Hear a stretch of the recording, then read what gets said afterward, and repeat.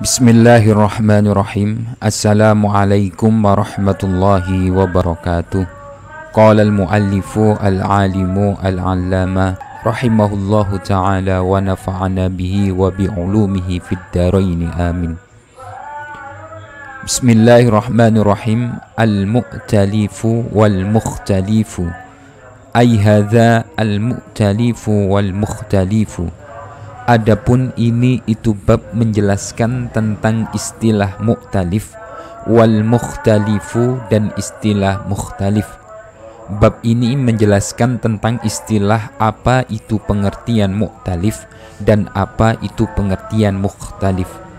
Mu'talif sendiri artinya adalah penyatuan atau sesuatu yang menjadi satu. Misalkan 1 ditambah 1 sama dengan 2. Maka 2 ini adalah mu'talif. Yang mana mu'talif ini sebenarnya dari 2 unsur, yaitu 1 yang pertama dan 1 yang kedua.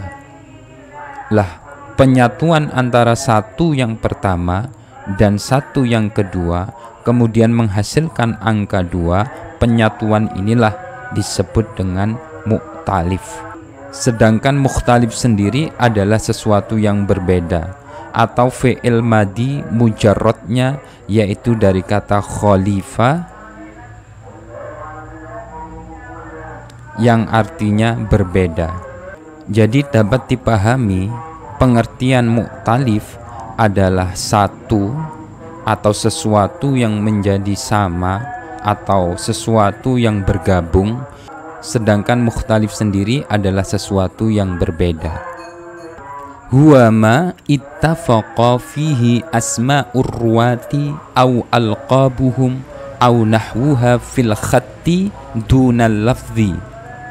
Huwa adapun mu'talif dan mukhtalif itu ma hadis-hadis ittafaqa yang sama fihi di dalam ma apa asma urwati beberapa nama-nama perawi au alqabuhum atau beberapa julukan-julukan nama daripada perawi au nahwuha atau seperti asma urwati au alqabuhum fil khatti di dalam secara kepenulisan dunal lafzi bukan lafadznya.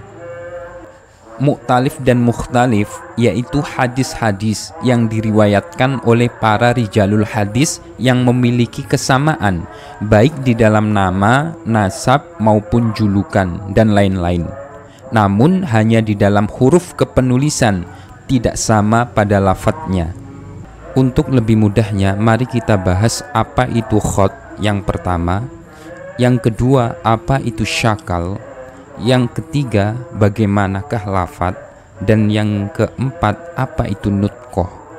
Khat sendiri adalah bentuk asal teks Arab sebelum diberi syakal, sebelum menjadi lafadz, dan sebelum dikasih nutqoh atau titik-titik.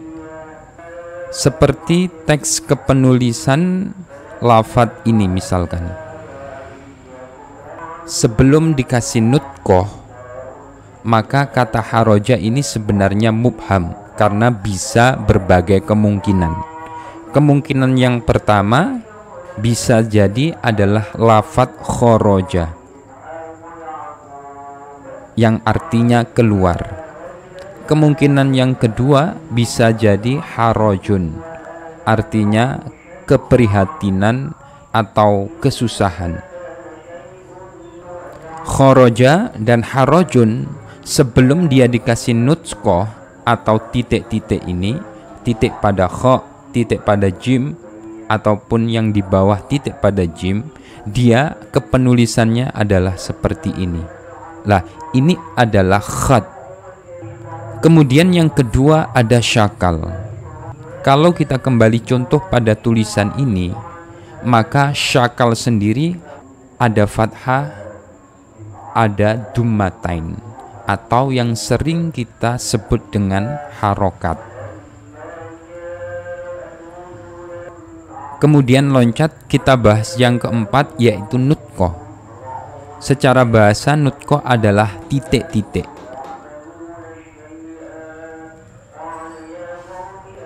Kita kembali ke contoh yang pertama. Pada contoh ini bisa kemungkinan dua, kharaja maupun haraja. Maka ketika khat ini diberikan titik pada yang pertama, menjadilah dia kha. Atau dikasih titik pada yang huruf terakhir, maka jadilah dia jim.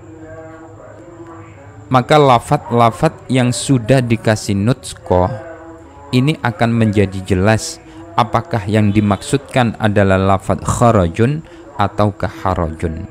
Sedangkan lafat sendiri, ia adalah keseluruhan yang sempurna setelah terjadinya khat, syakal maupun nutqah. Dengan kata lain, kalau kita ambil contoh yang pertama kharajun, maka dia sudah menjadi lafat. Ataupun kita ambil yang kedua harajun, ini dia sudah menjadi ini dia sudah menjadi lafat.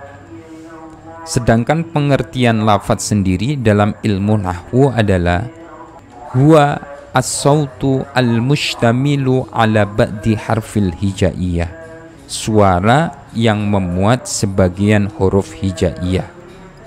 Maka pada lafat kharajun sendiri secara substansi dia belum menjadi lafat kecuali jika sudah diucapkan atau berbentuk bunyian, dan bunyian tersebut diucapkan oleh orang yang berakal. Seperti saya mengatakan kharajun, maka lafat kharajun adalah sudah menjadi lafat. Kasalamin fa inna aksara ma jaa minhu bitashdidi wa qad jaa bitakhfifi li ba'din minar ruwati. Kasalamin seperti nama lafaz salam. Fa inna aksara ma, karena sesungguhnya lebih banyak-banyaknya sesuatu, jaa yang datang apa ma, minhu dari kalimat salam, bit tasydidi dengan menggunakan tasydid, wa qad jaa dan sungguh juga telah datang apa ma, bit takhfifi dengan mentakhfif atau tidak mentasydid, li ba'din bagi sebagian, minar ruwati nyatanya dari beberapa para perawi. Seperti nama salam, di mana yang paling banyak menyebutnya dengan menggunakan tasydid, yaitu as-salam. Dan sebagian lagi ada nama perawi yang hampir mirip namanya namun tidak menggunakan tasydid, yaitu salam. Pada kalimat salam ini ada dua kemungkinan. Yang pertama bit tasydid,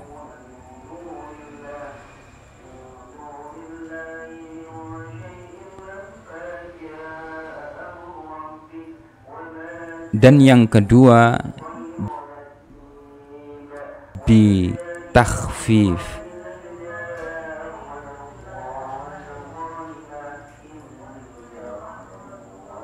Cara baca salam ketika ada tasydidnya yaitu assalam.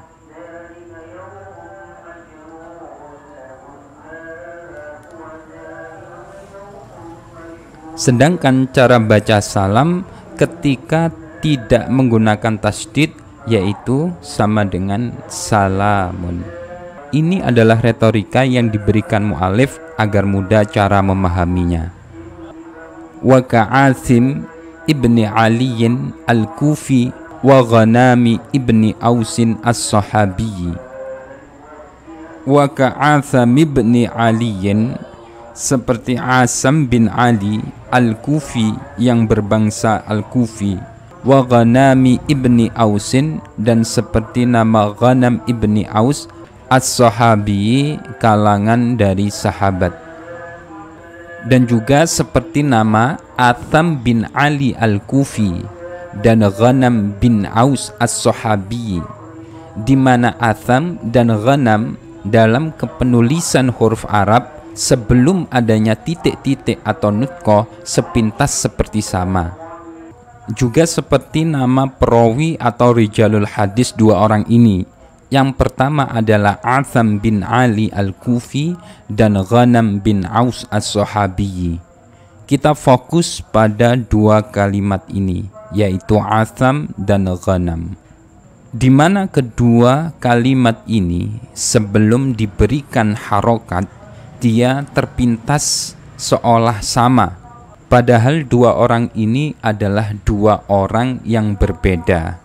Yang satu adalah orang Kufah dan yang satu lagi adalah orang dari kalangan sahabat Nabi, yaitu Atham dari Kufah dan Ghanam sahabat Nabi.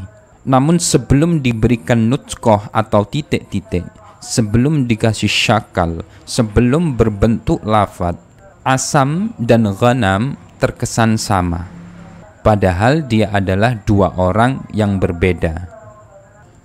Wal ibratu fi ittifaqil khatti bil hurufi biqad'in nazari anin nuqati wasyakli kama mathalna.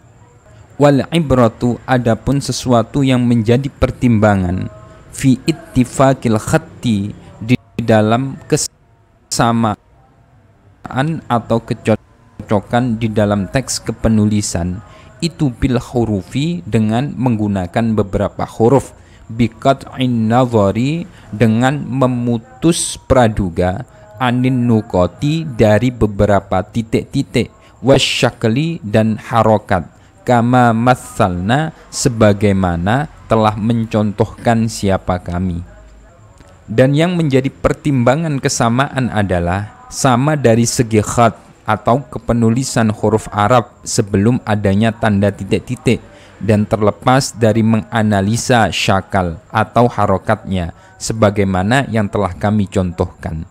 Karena pertimbangan yang menjadi kesamaan dalam kasus ini adalah di mana kalimat-kalimat tersebut belum dikasih nutqah atau titik-titik, juga belum dikasih syakal.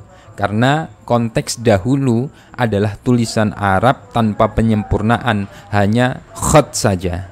Maka inilah yang dimunculkan praduga kesamaan. Padahal dua kalimat ini menunjuk pada orang yang berbeda, maka timbul mukhtalif dan mukhtalif. Wa huwa fannun jalilun yaqbuhu jahluhu bi ahlil ilmi, la siyama ahlil hadithi, wa man lam ya'rifhu yakthuru khata'uhu. Wa huwa, adapun mukhtalif dan mukhtalif itu fannun adalah bagian ilmu, jalilun yang amat agung atau penting, yakbuhu yang bisa menjadi cela, apa jahluhu bagi orang yang tidak mengetahuinya, bi ahlil ilmi bagi para ahli ilmu, la siyama ahlil hadisi apalagi seorang ahli hadis, waman maka adapun barang siapa itu lam ya'rif yang tidak mengetahui siapa man hu pada fannun jalilun yaksuru maka begitu banyak apa khata'uhu beberapa kesalahannya man. Mukhtalif dan mukhtalif adalah fan ilmu yang amat penting, karena kealiman seseorang akan menjadi cacat tanpa mengetahuinya, apalagi para ahli hadis. Barang siapa yang tidak mengetahuinya maka akan banyak kesalahannya.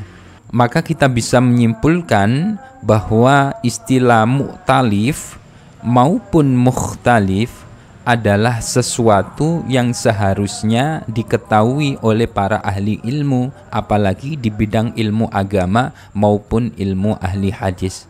Sekian, terima kasih, semoga bermanfaat. Apabila ada kesalahan silakan dikoreksi. Dari saya kurang lebihnya mohon maaf. Wal afu minkum. Assalamualaikum warahmatullahi wabarakatuh.